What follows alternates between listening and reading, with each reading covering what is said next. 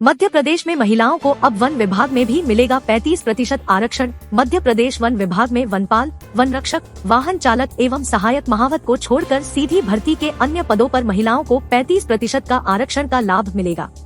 तत्कालीन मुख्यमंत्री शिवराज सिंह चौहान ने विधानसभा चुनाव से पहले सभी विभागों में सीधी भर्ती के पदों पर महिलाओं को आरक्षण देने के निर्देश दिए थे। 3 अक्टूबर 2023 को सामान्य प्रशासन विभाग ने नियम संशोधित कर 35% आरक्षण की व्यवस्था को लागू किया। इस व्यवस्था में केवल वन विभाग छूट रहा था। उज्जैन व्यापार मेले में भी पंजीयन शुल्क व रोड टैक्स से मिलेगी छूट। टैक्स में छूट का लाभ गैर परिवहन तथा छोटे परिवहन वाहनों के विक्रय पर ही मिलेगा। यहाँ इन्वेस्टर्स समिट भी होगी। उज्जैन में 1 व 2 मार्च को आयोजित होने वाले व्यापार मेले में भी ग्वालियर व्यापार मेले की तरह वाहन विक्रय पर पंजीयन शुल्क और रोड टैक्स में छूट दी जाएगी। इसके लिए उद्योग विभाग की पहल पर परिवहन विभाग द्वारा टैक्स में 50% छूट का प्रस्ताव कैबिनेट के समक्ष प्रस्तुत किया जाएगा। टैक्स में छूट का लाभ गैर परिवहन तथा छोटे परिवहन वाहनों के विक्रय पर ही मिलेगा। यहाँ इन्वेस्टर्स समिट भी होगी। मध्य प्रदेश में 2 लाख से अधिक युवाओं को स्वरोजगार से जोड़ेगी सरकार। राज्य स्तरीय रोजगार दिवस कार्यक्रम मुरैना में 31 जनवरी को होगा। मुख्यमंत्री मोहन यादव 4 जिलों के हितग्राहियों से करेंगे संवाद। राज्य सरकार प्रदेश के 2 लाख से अधिक युवाओं को स्वरोजगार से जोड़ेगी।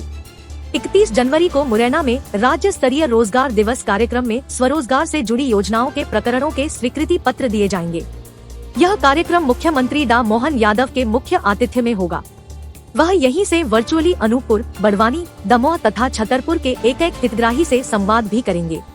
सभी जिला मुख्यालयों में जिला स्तरीय रोजगार दिवस कार्यक्रम भी साथ साथ होंगे। 18 वर्ष से ऊपर के लोगों को लगेगा टीबी से बचाव का टीका। भारत सरकार से मध्य प्रदेश को मिली 95 लाख डोज। इसमें धूम्रपान और तंबाकू का सेवन करने वाले भी शामिल है। टीका की सिर्फ 1 डोज निःशुल्क लगाई जाएगी। सर्वे कर हितग्राहियों को चिन्हित कर लिया गया है। प्रदेश में पहली बार 18 वर्ष से ऊपर के लोगों को टीबी से बचाव का टीका लगाया जाएगा। टीकाकरण की शुरुआत फरवरी के दूसरे पखवाड़े या मार्च में होगी। प्रदेश के 26 जिलों को शुरू में इसके लिए चुना गया है। यहाँ टीका लगाने के बाद उसके प्रभाव का परीक्षण किया जाएगा। इसके बाद बाकी जिलों में टीकाकरण का निर्णय लिया जाएगा। इन जिलों का चयन किसी प्राथमिकता के आधार पर नहीं बल्कि सामान्य रूप से किया गया है। मध्य प्रदेश में समर्थन मूल्य पर गेहूं बेचने के लिए 5 फरवरी से 1 मार्च तक होंगे पंजीयन। सुविधा केंद्रों के अलावा ऑनलाइन भी होंगे पंजीयन। 15 मार्च से शुरू हो सकती है खरीदी। खंडवा के बाजार में नया गेहूं आना शुरू हो चुका है। इसके साथ ही मध्य प्रदेश सरकार भी समर्थन मूल्य पर किसानों से गेहूं खरीदी की तैयारी कर रही है। समर्थन मूल्य पर गेहूं बेचने के लिए किसानों को पंजीयन कराना होगा। इसके लिए 5 फरवरी से पंजीयन शुरू कर दिए जाएंगे, जो कि 1 मार्च तक चलेंगे। इसके बाद 15 मार्च से खरीदी शुरू होने की संभावना है।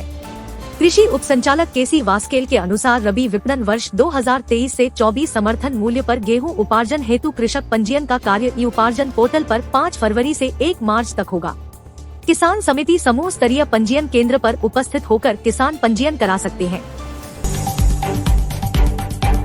दिल्ली में जेपी नड्डा से मिले मुख्यमंत्री मोहन यादव। लोकसभा चुनाव तैयारियों की दी जानकारी। उन्होंने केंद्र सरकार योजनाओं के प्रचार प्रसार और अन्य विकास कार्यों से भी नड्डा को अवगत कराया। मुख्यमंत्री डॉ मोहन यादव सोमवार को दिल्ली दौरे पर रहे। उन्होंने भाजपा राष्ट्रीय अध्यक्ष जेपी नड्डा से दिल्ली में भेंट की। मोहन यादव ने नड्डा को मध्य प्रदेश में लोकसभा चुनाव को लेकर की जा रही तैयारियों की जानकारी भी दी। उन्होंने केंद्र सरकार योजनाओं के प्रचार प्रसार और अन्य विकास कार्यों से भी नड्डा को अवगत कराया।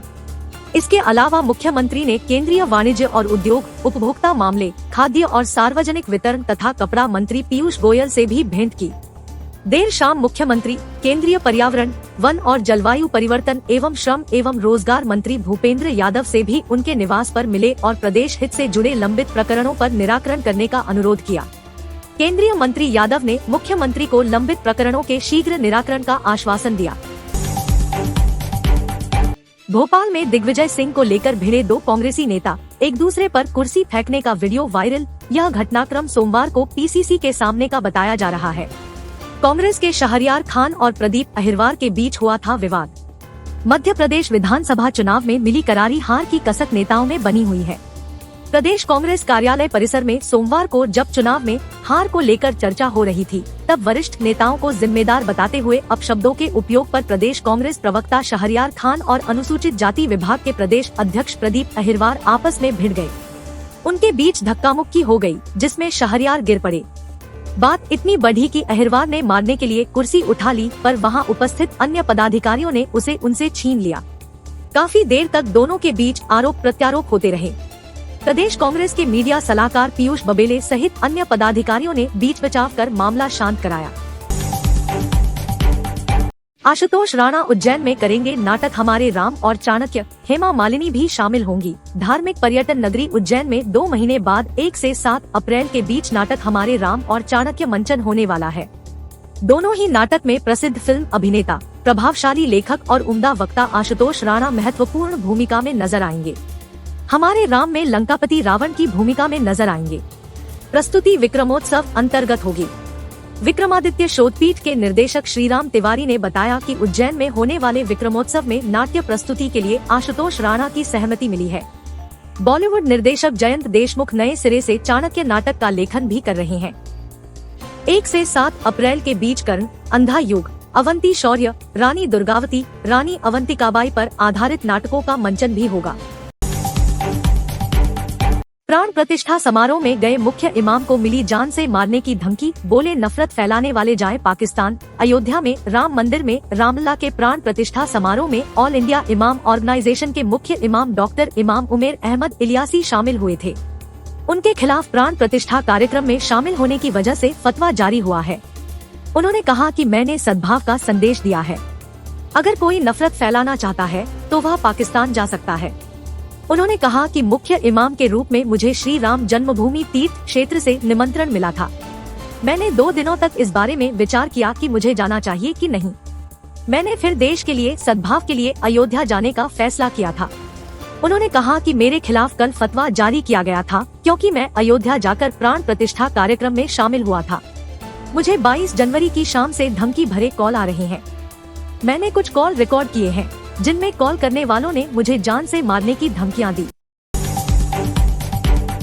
लालू यादव से 8 घंटों से ऐड कर रही पूछताछ, रोनी आचार्य ने कहा पापा की हालत खराब, करे मदद। राजद अध्यक्ष लालू प्रसाद यादव से ईडी 8 घंटों से पूछताछ कर रही है। ईडी के दफ्तर के बाहर राजद के समर्थक जुट गए हैं। इस दौरान लालू प्रसाद यादव की बेटी रोनी आचार्य ने एक्स पर ट्वीट कर कहा कि पापा की तबीयत ठीक नहीं है, वह बिना किसी सहारे के चल भी नहीं सकते हैं। आप लोग प्लीज मेरी मदद करें। इंदौर नगर निगम सड़क निर्माण के लिए एनएचए को प्लास्टिक बेच करेगा कमाई। राष्ट्रीय राजमार्ग प्राधिकरण ने भेजा प्रस्ताव। अनुपयोगी प्लास्टिक को छोटे छोटे टुकड़ों में करने के बाद इस प्लास्टिक के बुरादे को प्राधिकरण को बेचा जाएगा। प्राधिकरण इसका उपयोग सड़क निर्माण में करेगा। इससे सड़कों की मजबूती तो बढ़ेगी ही, इंदौर नगर निगम को आर्थिक लाभ भी होगा। शहर को प्लास्टिक मुक्त बनाने की दिशा में इंदौर नगर निगम की ओर से एक और प्रयास शुरू होगा।